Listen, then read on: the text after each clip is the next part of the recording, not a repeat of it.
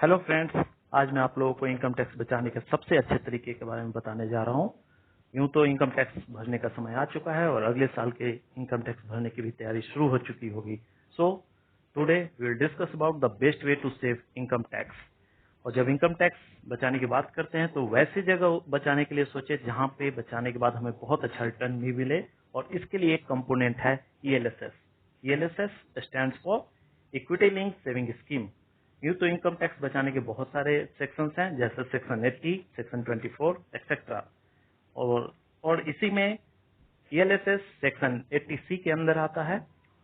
Since इसका नाम equity link saving scheme है, तो ये एक म्यूचुअल फंड है जो अपने 65% पैसे को इक्विटी में इन्वेस्ट करता है, दैट इज स्टॉक, जिसका लॉकिंग पीरियड 3 साल होता है। मतलब 3 साल के लिए आप इस पैसे को निवेश करने के बाद लॉक रहेगा आपका ये पैसा।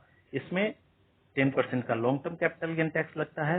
अब ये 10% का long term capital gain tax कैसे कैलकुलेट होता है मैं बता दे रहा हूँ। जब भी आप निवेश करेंगे ईएलएसएस में और 3 साल की अवधि पूरी हो जाएगी, 3 साल की अवधि पूरी होने के बाद यदि आपका प्रॉफिट, उस निवेश पे प्रॉफिट 1 लाख के ऊपर है, तो 1 लाख के ऊपर के अमाउंट पे 10% का टैक्स बनता है, चाहे आपका इनकम स्लैब कोई भी हो या चाहे आपका टैक्स स्लैब कोई भी हो। इसमें अमाउंट निवेश करने के लिए मिनिमम 500 रुपए से आप शुरू कर सकते हैं, मैक्सिमम कोई लिमिट नहीं है। बट सिंस ये 80C के अंदर आता है, इसलिए आपको 1.5 लाख रुपए तक का ही बेनिफिट अभी मिल पाएगा। और जब रिटर्न की बात करें तो हिस्टोरिकली इसने 14 से 16% के अराउंड रिटर्न दिया है ऑन एन एवरेज। और इसके साथ माइन्यूट रिस्क भी होता है, बट वो जैसे ही लंबे समय की अवधि के लिए जाते हैं तो रिस्क नेग्लिजिबल हो जाता है। जब हम कंपेयर करें अलग अलग 80C के कंपोनेंट के बारे में, अलग अलग 80C के इन्वेस्टमेंट के बारे में, जैसे ELSS, LIC, Sukanya Samriddhi, FD, PPF, NPS, तो सबसे कम अवधि के लिए पैसा ईएलएसएस में ही बंधा रहता है, मतलब लॉकिंग रहता है, that is 3 years. Sukanya Samriddhi के साथ 18 साल, जब तक आपकी लड़की न हो जाए 18 साल की। एफडी के साथ 5 साल, पीपीएफ के साथ 15 साल, एनपीएस के साथ till the time of your retirement और at the age of 60 years. LIC के साथ भी ऐसा ही होता है। और जब हम रिटर्न की बात करें तो सब में मोर और लेस कम रिस्क होता है, लेकिन ईएलएसएस और एनपीएस के साथ स्लाइटली ज्यादा होता है, और रिटर्न की उम्मीद भी उतनी ही ज्यादा होती है। अगेन मैं एम्फेसाइज करूंगा ईएलएसएस में रिटर्न की उम्मीद उतनी ही ज्यादा होती है। और एक सवाल उठता है आगे कि हम एसआईपी मोड में इन्वेस्ट करें या लमसम में। हमारा मोड ऑफ इन्वेस्टमेंट क्या होना चाहिए एलएसएस में? तो हमेशा ही एसआईपी मोड चुनना ज्यादा बेहतर होता है, क्योंकि ये अलग अलग मार्केट साइकिल को बीट करता है। मीन्स कभी मार्केट साइकिल में कभी निफ्टी ऊपर जाता है, कभी निफ्टी नीचे आता है, तो उस चीज को बीट करते हुए सिस्टमेटिकली, एक पीरियडिकली हर महीने एक निश्चित अमाउंट आपके अकाउंट से डेबिट होगा और यूनिट परचेज होगा। यदि मार्केट गिरा हुआ है तो एक्स्ट्रा यूनिट परचेज होगा, और यदि मार्केट अप है तो आपके प्रीवियस होल्डिंग पे अच्छा बेनिफिट मिलता होता है। सो लमसम अमाउंट से बचना चाहिए। फिर भी अगर किसी के पास लमसम अमाउंट है वो लंबे समय, और लंबे समय का मतलब यहाँ कम से कम 6 से 7 साल है, उसके ऊपर की अवधि के लिए जाना चाहते हैं, तो ऑफ कोर्स आप लमसम अमाउंट के साथ जा सकते हैं। और जब एक लॉकिंग पीरियड को समझने की बात है तो ये यहाँ आप चार्ट में क्लियरली समझ सकते हैं। यदि आप लमसम अमाउंट इन्वेस्ट करते हैं या एसआईपी अमाउंट इन्वेस्ट करते हैं, तो जो अमाउंट जिस दिन निवेश होता है वहां से वो अमाउंट 3 साल के लिए लॉकिंग होता है, ये आप क्लियर समझ लीजिएगा।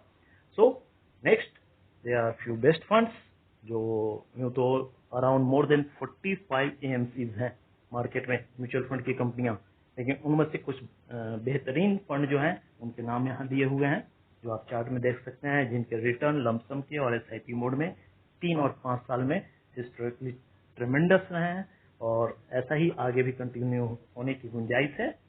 थोड़ा बहुत इसमें सेटलमेंट होता है, means as to market performance, since it is market tool, तो इसमें थोड़ी बहुत वोलेटिलिटी होती है, बट लंबे समय में वो नेग्लिजिबल हो जाती है।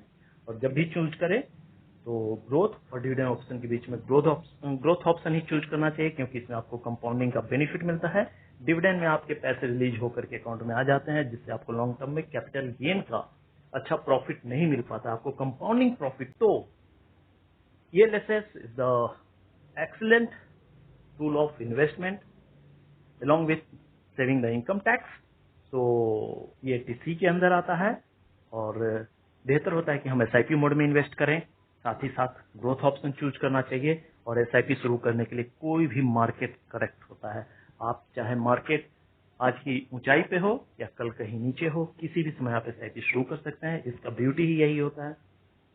फर्दर इसके अलावा यदि आपके मन में कोई है तो ELSS is the excellent tool of investment along with saving the income tax. So ये TC के अंदर आता है और बेहतर होता है कि हम SIP मोड में इन्वेस्ट करें, साथ ही साथ ग्रोथ ऑप्शन चूज करना चाहिए और SIP शुरू करने के लिए कोई भी मार्केट करेक्ट होता है। आप चाहे मार्केट आज की ऊंचाई पे हो या कल कहीं नीचे हो, किसी भी समय आप SIP शुरू कर सकते हैं। इसका ब्यूटी ही यही होता है। फर्दर इसके अलावा यदि आपके मन में कोई भी टॉपिक हो, डाउट हो, आइडिया हो, कुछ डिस्कस करना चाहते हो, कुछ शेयर करना चाहते हो, तो आप नीचे दिए गए लिंक में से किसी से भी आप हमसे संपर्क कर सकते हैं। आपको पर्सनलाइज बेहतर सर्विस मिलेगी। ऑफ कोर्स सिंस मैं एक नया यूट्यूबर हूं, तो मेरा जेन्युइन कोशिश रहेगा कि मैं आप लोगों को मदद करूं और आप लोगों के लिए फायदे के लिए काम करूं। यदि आप ग्रो करोगे तो मैं ग्रो करूंगा। सो इट्स माई रिक्वेस्ट, यदि मेरा वीडियो ये आपके लिए फ्रूटफुल लगा हो, यदि आपको ये हेल्पफुल लगा हो, तो please please please like, share, subscribe, watch till the end and grow and help me to grow. Thank you.